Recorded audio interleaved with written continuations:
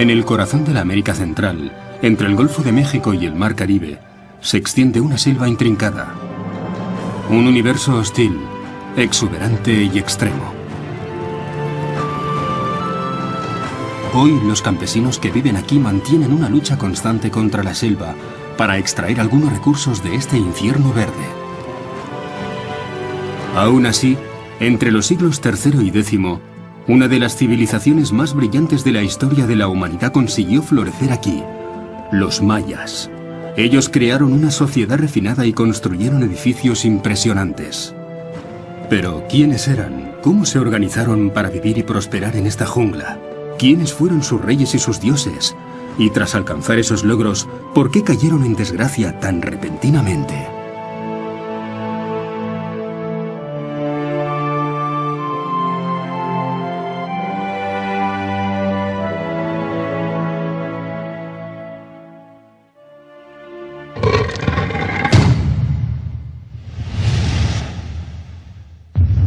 El mundo perdido de los mayas.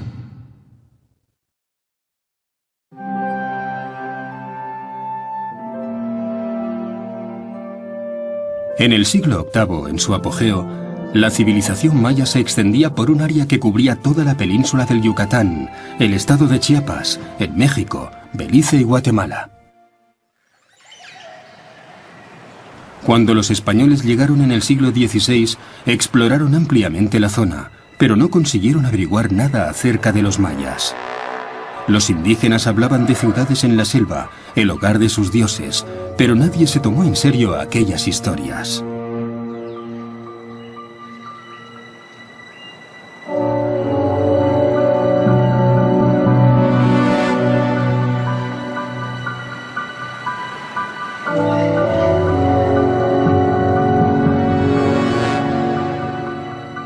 Los misioneros fueron los primeros en interesarse por la cultura maya. A finales del siglo XVII, un monje franciscano exploró la región de Petén. A la vuelta de su peligrosa misión, habló de una ciudad increíble. Probablemente, Andrés de Avendaño y Loyola había descubierto Tikal. Los exploradores no empezaron a buscar las ciudades perdidas hasta finales del siglo XIX, y se quedaron sorprendidos. Tras permanecer dormidas durante miles de años, las esculturas, las estelas, los templos y los palacios reaparecieron sobre la faz de la Tierra, revelando secretos de otras épocas. Los científicos pueden ahora unir las piezas de su historia para entender el enigmático ascenso y caída de una de las civilizaciones más originales de todos los tiempos. Osvaldo Gómez es arqueólogo. Trabaja en el sitio de Tikal, una de las dos grandes capitales de las Tierras Bajas situadas en la región de Petén. ¿Todo bien? Ah, muy bien. ¿Puedes levantarlo un poco, Chepe, y me lo muestras? Es bonita, ¿verdad? Sí. Debe haber sido grande también. Es grande, sí, más o menos un diámetro. Muy bien. ¿Los otros fragmentos pertenecerán a ella también, Chepe? Bien. La pirámide más alta alcanza los 64 metros, un logro colosal de construcción. Los mayas no tenían herramientas de metal para trabajar los bloques de piedra, y aún así lograron edificar una docena de templos en la ciudad. Posiblemente la construcción de Tikal más compleja que conocemos hasta el momento. Y aquí podemos ver, por ejemplo, la última etapa constructiva de la Acrópolis. Es un muro que estaba en este sector, un muro muy ataludado que venía acá.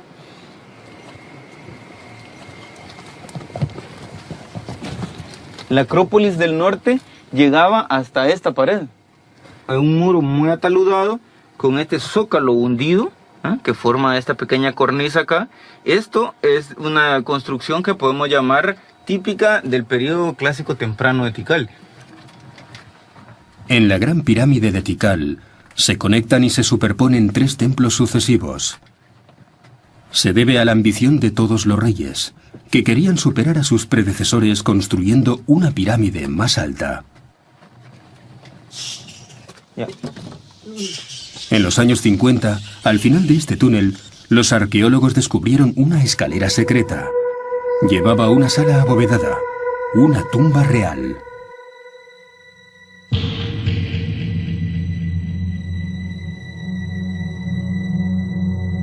En el interior estaba el esqueleto de un hombre cubierto con joyas de jade, símbolo maya de vida e inmortalidad. Era la tumba del rey Asau Chan Kawil, que gobernó Tikal hasta el 734 después de Cristo.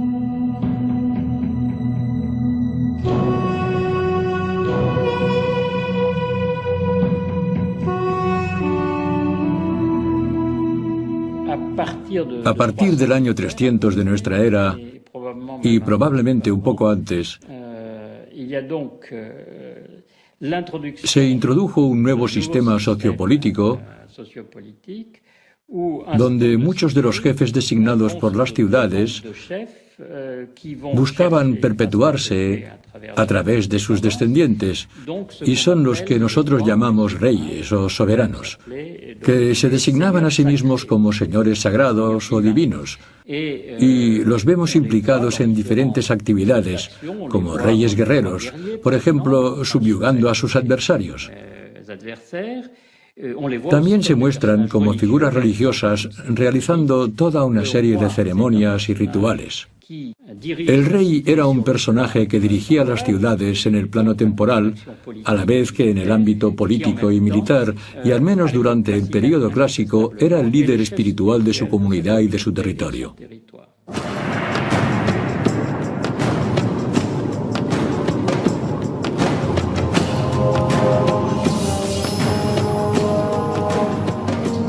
En cada ciudad principal, el rey, equiparado a un dios, cargaba con la responsabilidad de mantener el buen funcionamiento del universo.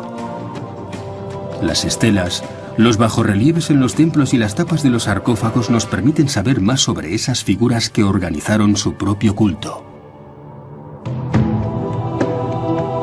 Buscaron los mejores artistas para dejar plasmada su leyenda.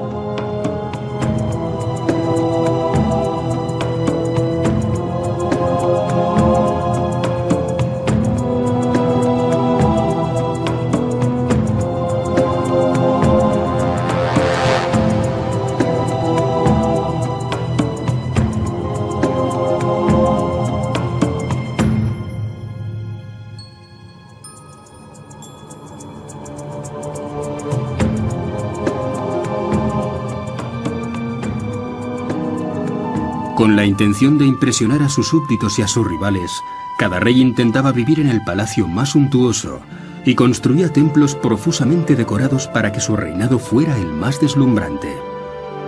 En el mundo maya había una ciudad cultural, pero no política. Las ciudades importantes eran independientes y desarrollaban su propia identidad y características. Después de que se inventara y se desarrollara el sistema de realeza sagrada, la tendencia fue la creación de lo que, por las referencias que tenemos, llamaríamos ciudades-estado según la terminología occidental. Pero esas ciudades-estado estaban lejos de ser estables. Cierto número de ellas ambicionaba cubrir territorios relativamente vastos, mientras que otras mantenían una posición más modesta. Algunas ciudades-estado dominaban unos pocos kilómetros cuadrados. Otras, y este es el caso de las dos más notables, Tikal y Calakmul, albergaban grandes pretensiones en relación al dominio territorial. De hecho, entraron en conflicto entre ellas. El mundo maya clásico incluía hasta 70 ciudades-estado independientes, quizá más, que luchaban entre ellas o mantenían alianzas. Cada ciudad-estado tenía que organizar sus propios asuntos para cubrir sus necesidades. De las ciudades mayas tan solo se han conservado el centro, con las resistencias del rey, la aristocracia, los sacerdotes y los soldados. Según los expertos, el centro de Tikal cubría al menos 9 kilómetros cuadrados y acomodaba a unos 8.000 habitantes. Cubriendo un área mucho mayor, la Gran Tikal se extendía a unos 120 kilómetros cuadrados y albergaba 60.000 habitantes. Osvaldo Gómez se dispone a explorar los suburbios de la ciudad.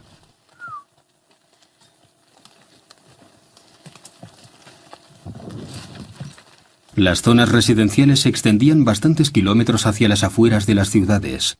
Los campesinos vivían en casas sencillas. Sí, hay mucha cerámica. montón de estructuras, hay miles de estructuras que ahora los arqueólogos entendemos y llamamos estructuras no visibles, porque no son perceptibles al ojo humano porque no sobrepasan los 20 o 30 centímetros de altura. Actualmente es difícil apreciar la gran extensión de estas áreas suburbanas, donde las edificaciones sencillas han desaparecido prácticamente.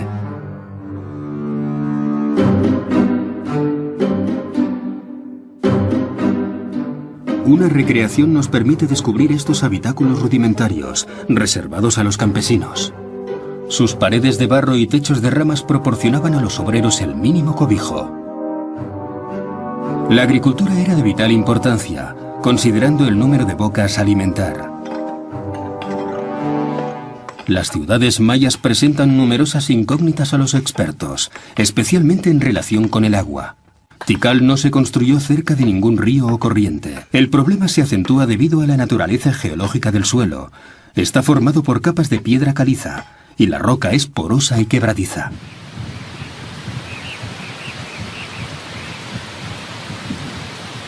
Las lluvias son abundantes en esta región tropical durante los meses de la estación húmeda.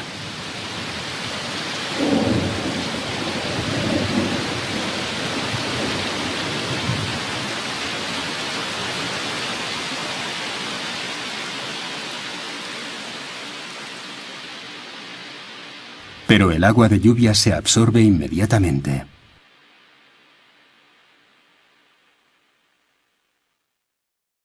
Vernon Scarborough, profesor de la Universidad de Cincinnati, Estados Unidos, es uno de los muchos arqueólogos que estudian la relación entre las civilizaciones y su entorno natural. Una de las incógnitas más importantes está en Tikal. ¿Cómo podían sobrevivir 60.000 personas en esta ciudad cuando el suministro de agua debía ser un gran problema? Si miran aquí a la izquierda verán yeso en buen estado. Examinando los monumentos y los habitáculos, podemos ver restos de yeso por todas partes. Todos los edificios estaban enlucidos con ese material.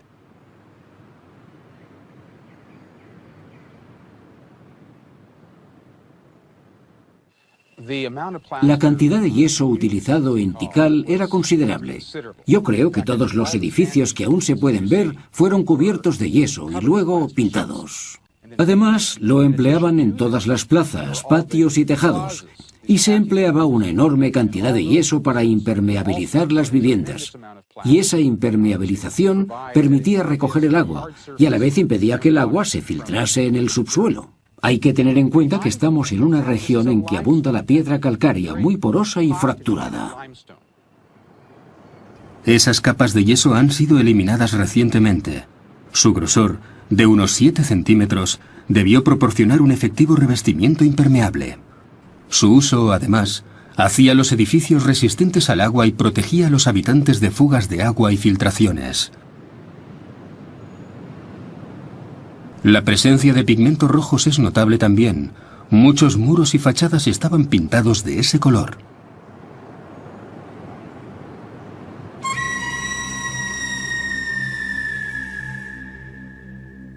Es difícil hacerse una idea del esplendor de Tikal, ya que hoy el color de las pirámides es grisáceo. Esta reconstrucción nos permite ver cómo era la ciudad hace 1200 años. Una ciudad roja en su mayor parte, donde la cima de las pirámides parecía flotar en medio de la selva. Es un trazado arquitectónico impresionante, pero que aún así nos plantea el problema del agua. ¿Cómo conseguían sobrevivir esas 60.000 personas? Vernon Scarborough sospecha que había un sistema de recuperación de agua a medida de la ciudad. Con este aparato mide la inclinación de la plaza principal. El investigador cree que pudo ser usada como un gigantesco colector de agua. Las mediciones confirman su sospecha. La plaza tiene una ligera inclinación.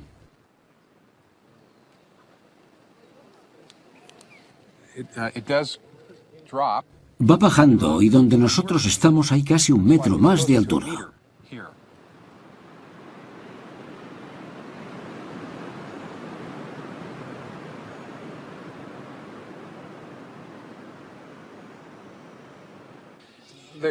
La pendiente es significativa, y eso nos dice que la creación de una plaza como esta, con una pendiente, supuso un gran esfuerzo de concepción y construcción. A primera vista, parece que es una superficie plana, pero no es así. Es una ligera pendiente que permite que el agua se deslice durante la estación lluviosa. Está hecha deliberadamente y construida con mucha precisión.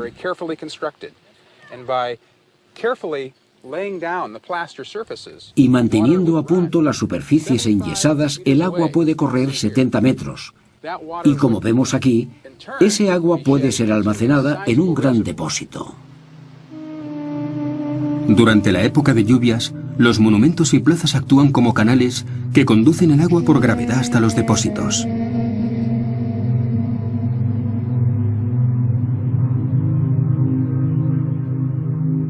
Todo esto representa un verdadero logro en términos de urbanismo y adaptación al medio. Pero el ingenio de los mayas respecto a la gestión de suministros no termina aquí. A los arqueólogos les esperan más sorpresas.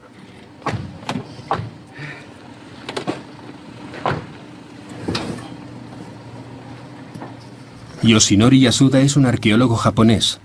Al igual que su colega norteamericano, él también está interesado por la relación de la civilización maya y su medio ambiente natural. Nosotros estamos aquí, en este punto, y estamos interesados en ver cómo corre el agua por el centro de la Acrópolis. Los dos científicos han decidido explorar la zona que contiene los gigantescos depósitos de agua de Tikal.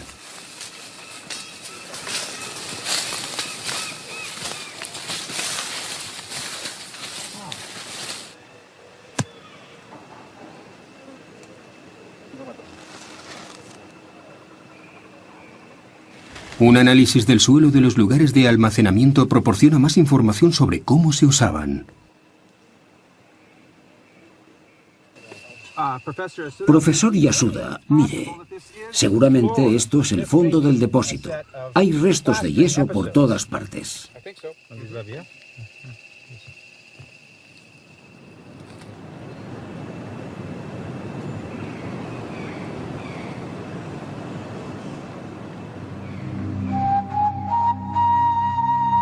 Investigaciones recientes han revelado la presencia de no uno, sino de 3 depósitos distintos por debajo de la ciudad, alineados con la plaza principal.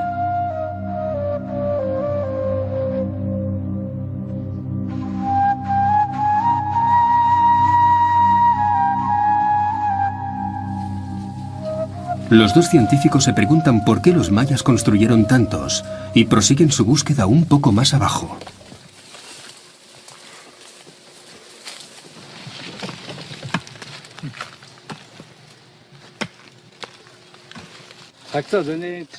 Aquí el color de la tierra es ligeramente diferente a la del depósito de más arriba.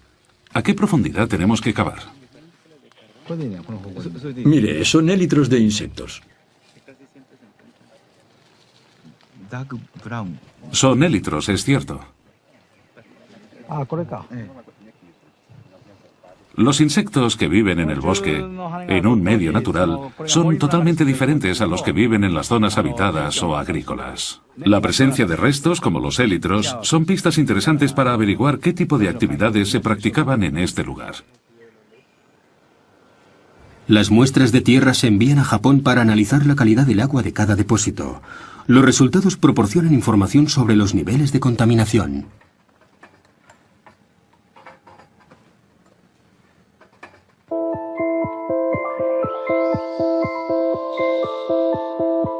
Los resultados son claros. El depósito cercano a la ciudad estaba lleno de agua limpia, pero los inferiores contenían aguas residuales. Otro punto interesante es que los élitros de los insectos pertenecen a una especie de gorgojo, un parásito que ataca los cultivos. Las aguas residuales y la presencia de este insecto típico en las zonas agrícolas sugieren que este depósito se usaba para regar las plantaciones. La gente que vivía en la cima de la colina usaba el agua limpia y los que vivían en la zona inferior la reutilizaban para sus plantaciones. Probablemente tenían un sistema de alcantarillas, recuperaban las aguas residuales y las almacenaban. Actualmente descartamos el agua que utilizamos, pero los antiguos mayas no lo hacían, reciclaban el agua. Era una manera ingeniosa de conservar los recursos y evitar la polución, y poder abastecer a una población de varios millares de personas. Gracias a un sistema inteligente y un uso eficiente de los recursos, los mayas consiguieron desarrollarse y prosperar en un medio que era inicialmente hostil en lo que al agua respecta.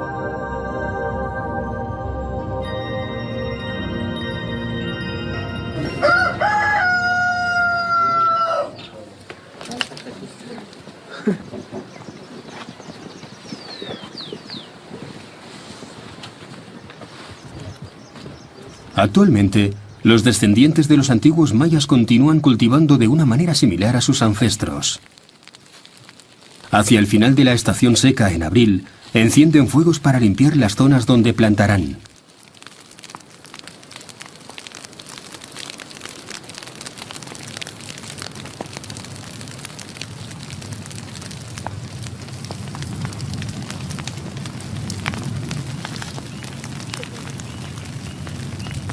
Talar y quemar es una técnica que está perfectamente adaptada al cultivo en un ambiente tropical con recursos limitados. En contrapartida, son necesarios periodos de barbecho para permitir que la vegetación se recupere y asegure una renovación de los nutrientes del suelo. Esta norma es perfectamente conocida por los campesinos mayas de nuestros días. Demasiados incendios provocan deforestación y no podríamos cultivar maíz. Por eso cambiamos la zona de incendios cada año. La selva se recupera y podemos plantar maíz. De todos modos, debemos ser cuidadosos y no quemar demasiada superficie. Un simple palo para plantar. Las herramientas y los gestos recuerdan un pasado lejano. El cultivo del maíz comenzó aquí, probablemente hace 5000 años.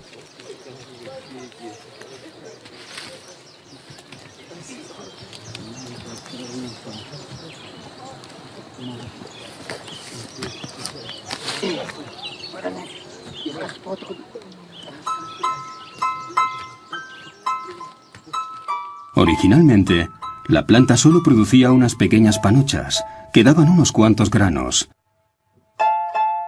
Seleccionando y cruzando los granos más grandes y mejor formados, los pueblos de la zona consiguieron el maíz que conocemos hoy.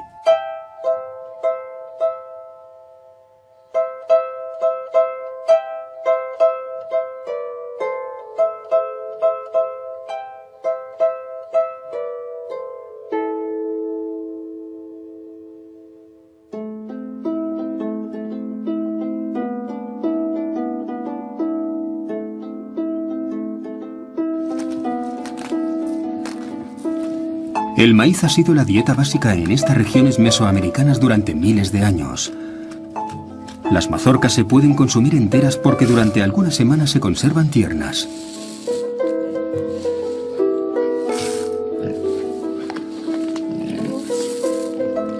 Pero generalmente se convierten en harina para hacer una pasta que se hierve o se hacen pasteles.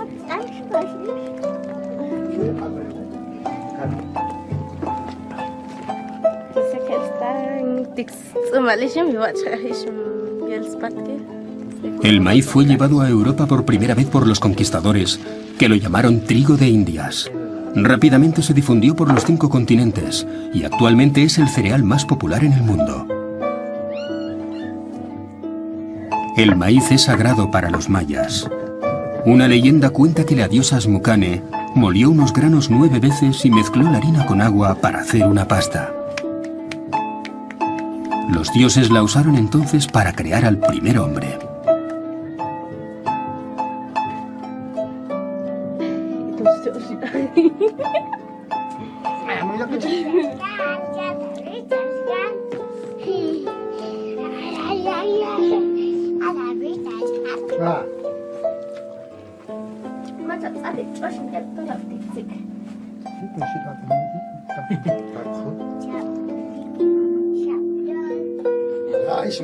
Somos los hijos del maíz. Es nuestro alimento. y lo que nos une. Para nosotros es muy importante. Cultivarlo es más que un simple trabajo. Es nuestra vida. Una historia compartida, un deseo compartido de vivir en esta selva. Los mayas de hoy y los de ayer parecen estar conectados. Pero solo unas pocas comunidades subsisten actualmente, y la resplandeciente civilización que floreció en el siglo VIII ya no existe.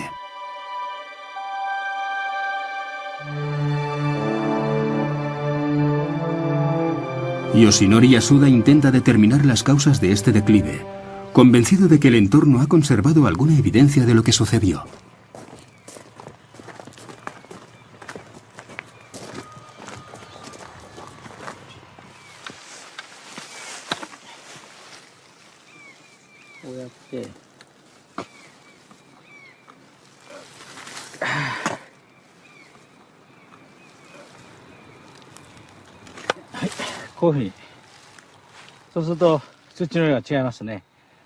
Como se puede ver, la tierra es de diferentes colores en función del periodo.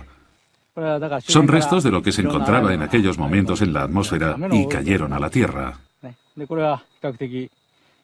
Los cambios en el entorno están claramente definidos en este terreno y tenemos que descifrarlos.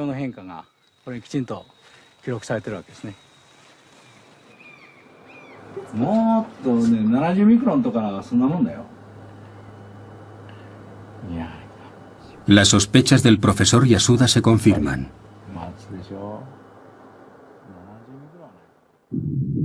En el siglo VIII, numerosas variedades de polen desaparecieron, especialmente de diferentes árboles. El periodo se extinguió por una deforestación masiva alrededor de Tikal para poder alimentar a una creciente población.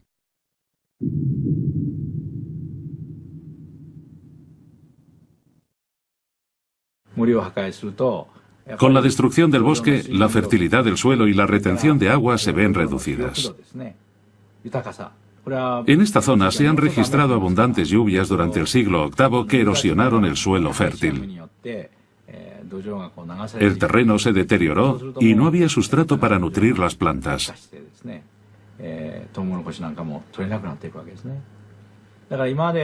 La civilización maya, que había disfrutado de una gran prosperidad, vio decrecer rápidamente su producción agrícola. Y al mismo tiempo aumentó la población, y enseguida se produjo una escasez de alimentos.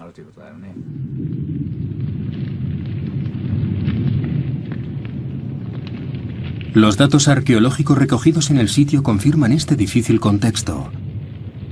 Las ciudades entraron en declive.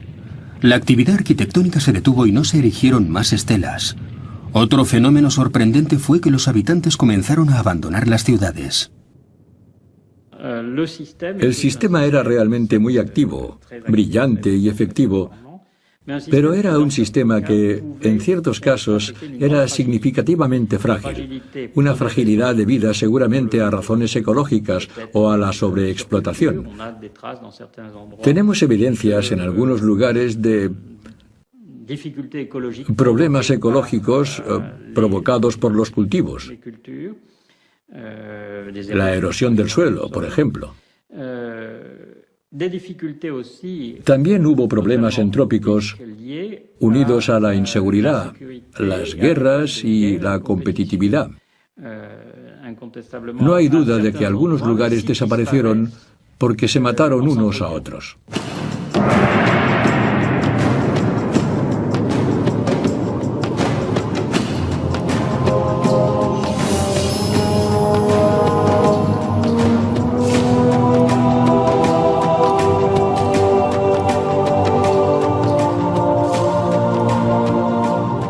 La rivalidad entre estados solo hizo que empeorar la situación. Contrariamente a lo que los científicos creían al principio de sus estudios, los mayas estaban constantemente en guerra.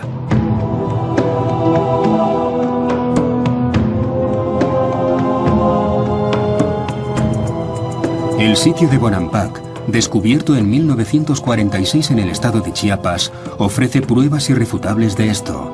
Chan Muan, un rey respetado como jefe guerrero, se enfrentó y subyugó a otros grupos mayas. La disminución de recursos aumentó las tensiones existentes. Los reyes pensaban que la guerra sería la solución por medio de los tributos pagados por los vencidos. Los arqueólogos han encontrado rastros del conflicto entre las dos grandes ciudades, Tikal y Calakmul. En esta casa, que perteneció a una familia noble, se han encontrado jarrones, alfarería y otros objetos preciosos. Es evidente que los ocupantes huyeron y lo abandonaron todo.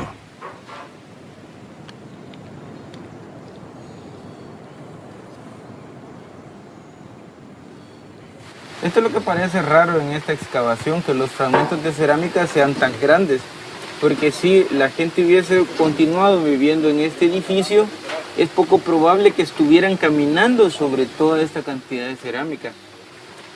Es lamentable que se haya perdido toda la información que debió haber guardado la enorme ciudad de Tikal. Es un tanto frustrante ver que una ciudad que luego que sobrevivió 1800 años, de repente termine tan abruptamente como posiblemente terminó Tikal. En algunas ciudades, la situación era tan mala que los dirigentes emprendieron la huida, abandonando a la población a su destino. El mundo maya cayó progresivamente en el caos. Los líderes, que eran los responsables de la fertilidad y de mantener el mundo en funcionamiento, fueron las primeras víctimas porque ya no fueron capaces de asegurar la supervivencia de su grupo y, en definitiva, el colapso de la civilización maya fue principalmente el colapso de su élite, de la gente que los dirigía y que eran los responsables de todos los proyectos principales. Entre el 760 y 909 de nuestra era, la mayoría de las ciudades mayas fueron abandonadas. Los templos y los palacios se cubrieron de lianas, y la vegetación ocultó los antiguos caminos. Una buena parte de aquel viejo mundo fue reclamado por la selva.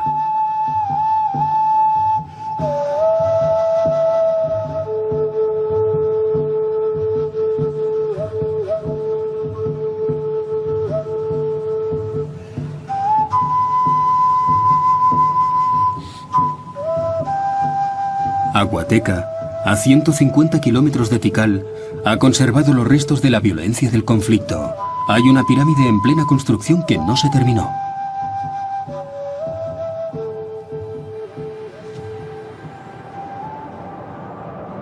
Los objetos encontrados en el suelo forman una siniestra colección, compuesta por fragmentos de alfarería quemados.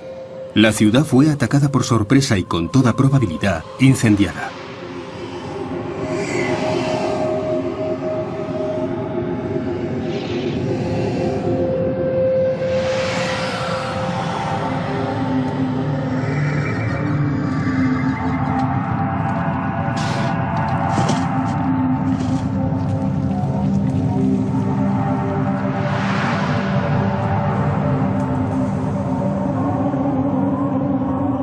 En los siglos IX y X, los mayas de las tierras bajas entraron en un acusado declive. Fue el final del llamado Período Clásico.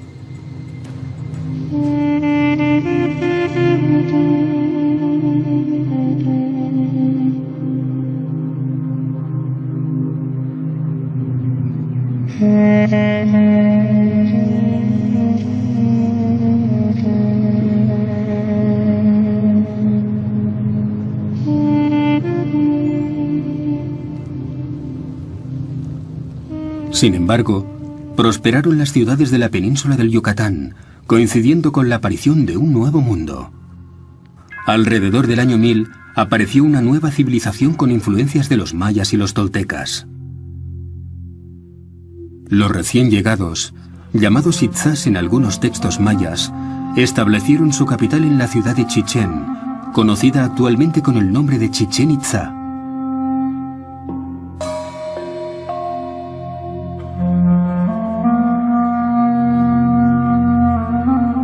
Las construcciones y monumentos de Chichén Itzá dan testimonio de la nueva cultura que se impuso.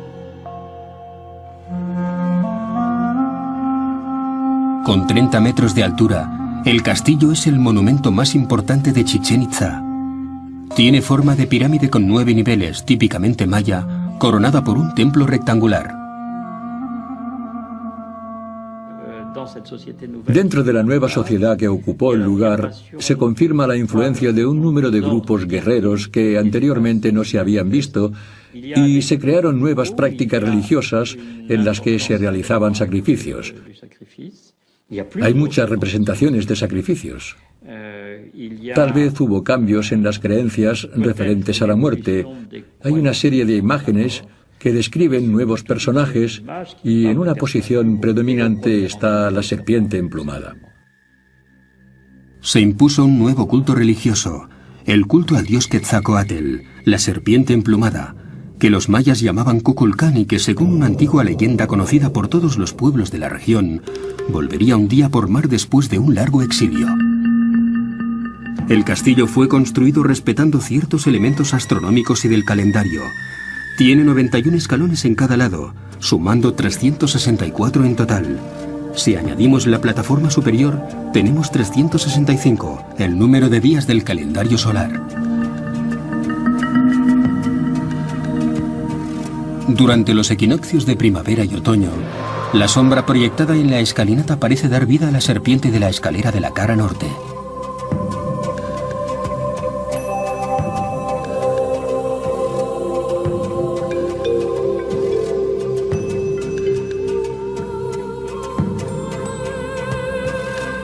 La construcción no está alineada con los puntos cardinales.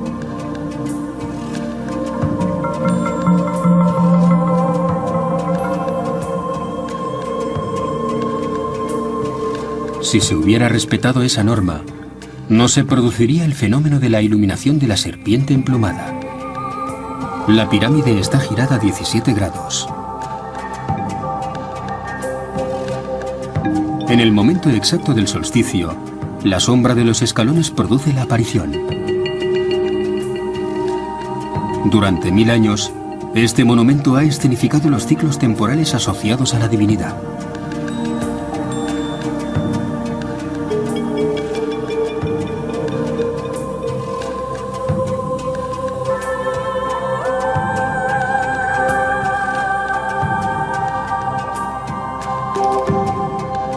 La región del Yucatán es bien conocida por la presencia de cenotes, grandes pozos que constituyen una reserva natural de agua potable. Chichén Itzá fue construida cerca de varios de esos pozos. Tienen un inmenso valor. El territorio del Yucatán es calizo y árido, y escasea el agua. Actualmente, los grandes cenotes que forman piscinas naturales son muy apreciados para actividades de ocio, pero hace algunos siglos esos pozos eran sagrados.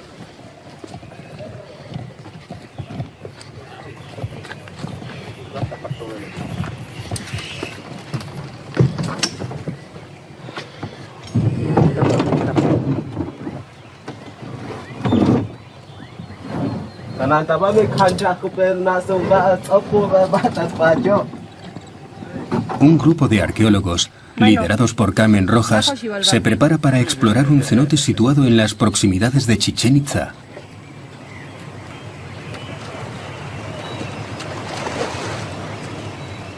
El mundo subterráneo, el inframundo, era sagrado para los mayas.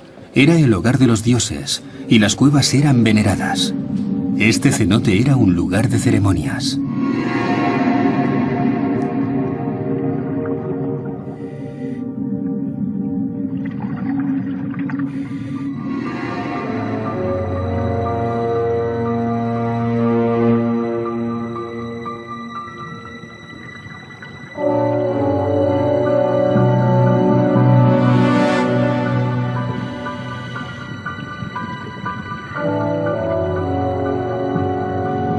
Docenas de esqueletos reposan en el fondo del pozo.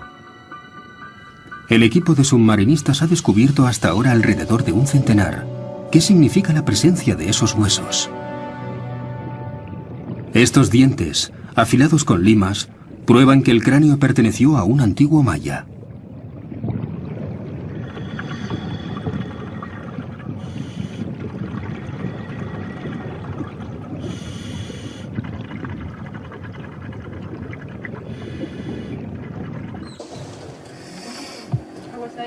Ahora sí, despacito aquí. Otro. Carmen Rojas recoge un cráneo para intentar entender el drama que tuvo lugar. Ahí está, bueno, ahí estamos, ahí sostenemos. Ahí sostenemos. Estoy. Estás ahí, no te preocupes. No lo ves por este elemento que tenemos aquí. Veríamos marcas de descarnamiento y es lo que encontraron en Chichén Itzá. Exactamente. Pero pues es que ver marca de decapitación, pues no. Entonces, sí. Los mayas practicaban sacrificios humanos. En Chichén Itzá, bajo la influencia tolteca, tomaron una naturaleza mucho más sistemática. El análisis de los huesos no ayuda a saber más acerca de los sacrificios rituales. Los esqueletos pertenecen habitualmente a niños y adolescentes, apreciados como ofrendas puras a los dioses. Las marcas muestran que fueron golpeados violentamente antes de ser lanzados al pozo. En este cenote sagrado se celebraban ceremonias en honor a Chak, el dios de la lluvia. La población arrojaba al agua las ofrendas, objetos preciosos y víctimas humanas. Nosotros creemos que los sacrificios humanos pudiesen estar relacionados a solicitar lluvia, porque los mayas enfrentaron varias sequías muy importantes. Sobre todo los mayas del norte de la península de Yucatán vivían con sequías que retornaban cada año o que eran común en periodos cortos de tiempo.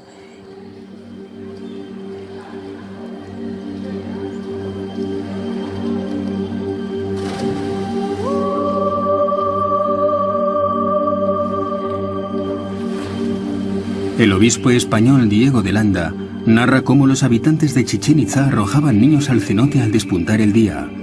Si alguno de ellos sobrevivía hasta mediodía, los sacaban. Se los consideraba mensajeros de los dioses, se convertían en oráculos y la gente esperaba sus predicciones.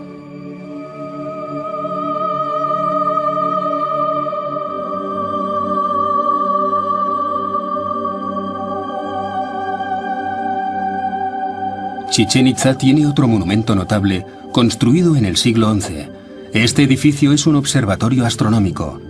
Se usaba para observar el cielo gracias a sus 360 grados de visión.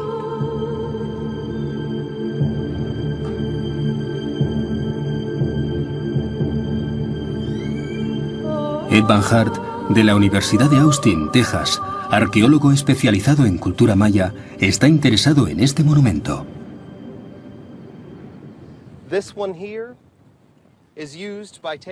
Esto se usaba para trazar una línea con los ángulos interiores y exteriores de la ventana. Alineándolos así, el sol entraba de este a oeste en el momento del equinoccio, lo que ocurre exactamente hoy. Si nos movemos 27 grados, estamos enfocados directamente al lugar por donde Venus sale en el punto más septentrional del horizonte.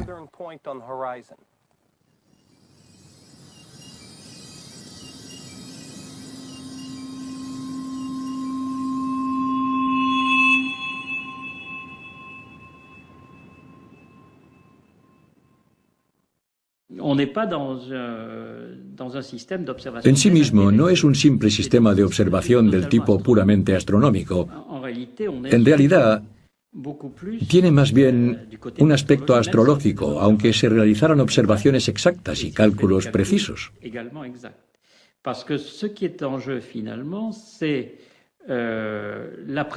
Lo que se planteaban era predecir el futuro, observando los sucesos actuales y pasados, con la intención de imaginar lo que pasaría mañana, e integraban todos esos hechos en ciclos, porque para ellos, la visión del tiempo, lo que se planteaban, era igual que para otros pueblos centroamericanos, era totalmente cíclico.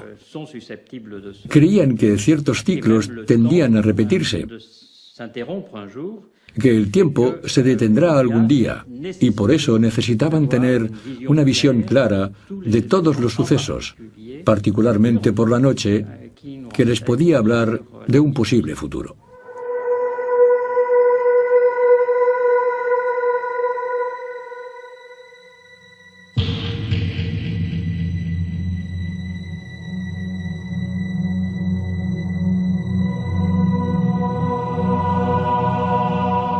Los sacerdotes mayas intentaban anticipar incidentes y accidentes históricos gracias a las conjunciones estelares y planetarias. Cuando veían condiciones desfavorables, suplicaban la clemencia de los dioses ofreciéndoles sacrificios. Pero los dioses no les escuchaban, y la historia se repetía obstinadamente. Algunos siglos después del colapso del imperio de los mayas de las Tierras Bajas, Chichén Itzá y toda la península del Yucatán también se hundieron en el caos. Al final del siglo XV, el Yucatán se sumió en un marasmo. Una multitud de pequeños reinos entraron en constantes guerras. Muchas de las ciudades quedaron reducidas a ruinas y sus habitantes buscaron refugio en poblaciones lejanas. Y lo mismo que hallaron las ciudades de las tierras bajas centrales, los exploradores del siglo XV descubrieron ciudades magníficas y espléndidas, invadidas por la vegetación, abandonadas y sin siquiera un nombre. En la era clásica, los mayas tenían un calendario parecido al nuestro y calcularon el tiempo a partir de una fecha de inicio. La fecha original, que se pierde en la noche de los tiempos, era el 3113 a.C., y había una sucesión de períodos que estaban interconectados, ya que eran múltiplos unos de otros, y esta sucesión debe tener un final. Cuando trasladamos todo esto a nuestro propio calendario, de hecho coinciden muchas cosas. El ciclo que los mayas clásicos calcularon se supone que acaba en 2012, así que probablemente es el año que se acabará el mundo según los mayas del período clásico.